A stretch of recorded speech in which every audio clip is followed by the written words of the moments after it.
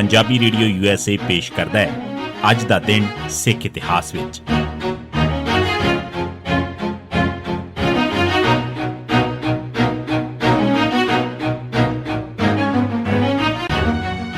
ਸਿੱਖ ਇਤਿਹਾਸ ਦੀਆਂ ਘਟਨਾਵਾਂ 'ਚ 6 ਜੁਲਾਈ ਦਾ ਦਿਨ। 1946 ਨਹਿਰੂ ਨੇ ਸਿੱਖਾਂ ਨੂੰ ਭਰਮਾਇਆ। ਮੁਸਲਮਾਨਾਂ ਵੱਲੋਂ 1940 'ਚ ਆਜ਼ਾਦ ਮੁਲਕ ਪਾਕਿਸਤਾਨ ਦੀ ਮੰਗ ਸ਼ੁਰੂ ਕੀਤੀ ਗਈ ਸੀ, ਪਰ 1946 'ਚ ਇਹ ਯਕੀਨੀ ਹੋ ਗਿਆ ਸੀ ਕਿ ਪਾਕਿਸਤਾਨ ਨੂੰ ਰੋਕਿਆ ਨਹੀਂ ਜਾ ਸਕੇਗਾ।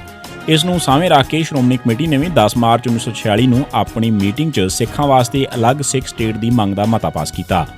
15 ਮਾਰਚ ਨੂੰ ਲਾਰਡ ਐਟਲੀ ਨੇ ਬਿਆਨ ਦਿੱਤਾ ਕਿ ਘੱਟ ਗਿਣਤੀਆਂ ਨੂੰ ਵੀਟੋ ਦਾ ਹੱਕ ਨਹੀਂ ਦਿੱਤਾ ਜਾਵੇਗਾ। ਇਸ ਤੇ ਅਕਾਲੀ ਦਲ ਨੇ ਰੋਸ ਜ਼ਾਹਰ ਕੀਤਾ। 21 ਮਾਰਚ ਨੂੰ ਅਸੈਂਬਲੀ ਚੈਂਬਰ ਲਾਹੌਰ 'ਚ ਸ਼੍ਰੋਮਣੀ ਅਕਾਲੀ ਦਲ ਦੀ ਮੀਟਿੰਗ ਹੋਈ, ਜਿਸ 'ਚ ਮਾਸਟਰ ਤਾਰਾ ਸਿੰਘ ਤੇ ਬਲਦੇਵ ਸਿੰਘ ਵੀ ਹਾਜ਼ਰ ਸਨ। ਇਸ ਮੀਟਿੰਗ ਨੇ ਵੀ ਸਿੱਖ ਸਟੇਟ ਦੀ ਮੰਗ ਦੇ ਹੱਕ 'ਚ ਮਤਾ ਪਾਸ ਕੀਤਾ।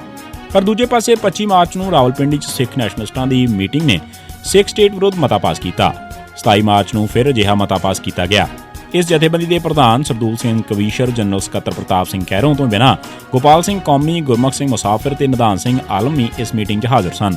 ਸੈਂਟਰਲ ਅਕਾਲੀ ਦਲ ਨੇ 1 ਅਪ੍ਰੈਲ 1946 ਨੂੰ ਖੜਕ ਸਿੰਘ ਦੀ ਪ੍ਰਧਾਨਗੀ ਹੇਠ ਪੰਜਾਬ ਦੀ ਵੰਡ ਬਰਦਾਸ਼ਤ ਨਹੀਂ ਕਰਾਂਗੇ। ਜੇ ਭਾਰਤ ਦੀ ਵੰਡ ਕਰਨੀ ਹੈ ਤਾਂ ਪੰਜਾਬ ਸਿੱਖਾਂ ਨੂੰ ਦਿੱਤਾ ਜਾਵੇ, ਕਿਉਂਕਿ ਪੰਜਾਬ ਸਿੱਖਾਂ ਦਾ ਹੋਮਲੈਂਡ ਹੈ ਦਾ ਮਤਾ ਪਾਸ ਕੀਤਾ।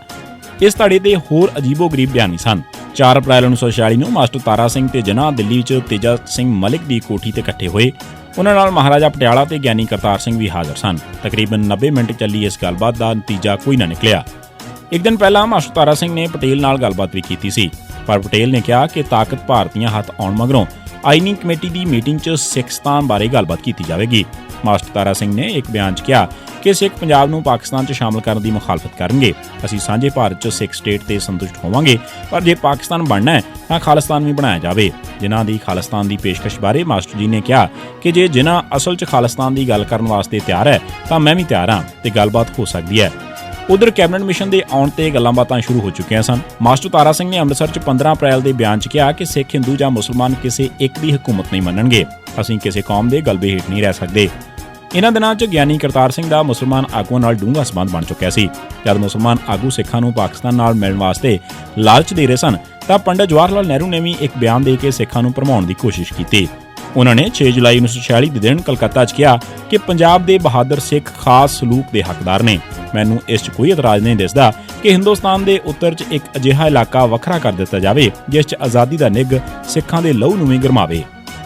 1987 ਲਾਲੜੂ ਤੇ ਫਤਿਹਾਬਾਦ 'ਚ 75 ਹਿੰਦੂ ਫੌਜੀ ਕਤਲ।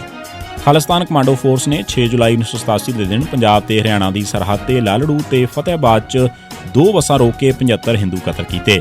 ਇਹਨਾਂ 'ਚੋਂ ਬਹੁਤੇ ਉਹ ਲੋਕ ਸਨ ਜੋ 1984 'ਚ ਦਰਬਾਰ ਸਾਹਿਬ ਤੇ ਹਮਲਾ ਕਰਨ ਵਾਲੀ ਫੌਜ ਸ਼ਾਮਲ ਸਨ ਤੇ ਉਹ ਸਪੈਸ਼ਲ ਛੁੱਟੀਆਂ ਦੇ ਪ੍ਰੋਗਰਾਮ ਹੇਠ ਸਰਕਾਰੀ ਜਸ਼ਨ ਮਨਾ ਕੇ ਘਰਾਂ ਨੂੰ ਵਾਪਸ ਜਾ ਰਹੇ ਸਨ। ਇਸ ਐਕਸ਼ਨ 'ਚ ਇੱਕ ਸਿੱਖ ਵੀ ਮਾਰਿਆ ਗਿਆ। 1988 ਮਹਿੰਦਰ ਸਿੰਘ ਸਰੂਪਵਾਲੀ ਕਤਲ। 6 ਜੁਲਾਈ 1988 ਦੇ ਦਿਨ ਮਹਿੰਦਰ ਸਿੰਘ ਸਰੂਪਵਾਲੀ ਸਾਬਕਾ MLA ਨੂੰ ਪੁਲਿਸ ਨੇ ਕਤਲ ਕਰ ਦਿੱਤਾ। 6 ਜੁਲਾਈ 1999 ਦੇ ਦਿਨ ਪੁਲਿਸ ਨੇ ਨਿਸ਼ਾਨ ਸਿੰਘ ਪੁੱਤਰ ਬਹਾਲ ਸਿੰਘ ਵਾਸੀ ਰਾਣੀਆਂ ਜ਼ਿਲ੍ਹਾ ਅੰਮ੍ਰਿਤਸਰ ਨੂੰ ਇੱਕ ਨਕਲੀ ਮੁਕਾਬਲੇ 'ਚ ਸ਼ਹੀਦ ਕੀਤਾ। 6 ਜੁਲਾਈ 1993 ਦੇ ਦਿਨ ਪੁਲਿਸ ਨੇ ਜੁਝਾਰ ਸਿੰਘ ਉਰਫ ਨੀਤੂ ਪੁੱਤਰ ਹੀਰਾ ਸਿੰਘ ਵਾਸੀ ਅੰਤਰਯਾਮੀ ਕਲੋਨੀ ਅੰਮ੍ਰਿਤਸਰ ਨੂੰ ਇੱਕ ਨਕਲੀ ਮੁਕਾਬਲੇ 'ਚ ਸ਼ਹੀਦ ਕੀਤਾ। ਇਹ ਸੀ ਸਿੱਖ ਇਤਿਹਾਸ ਦੀਆਂ ਘਟਨਾਵਾਂ 'ਚ 6 ਜੁਲਾਈ ਦਾ ਦਿਨ। ਸੁਣਦੇ ਰਹੋ ਪੰਜਾਬੀ ਰੇਡੀਓ USA।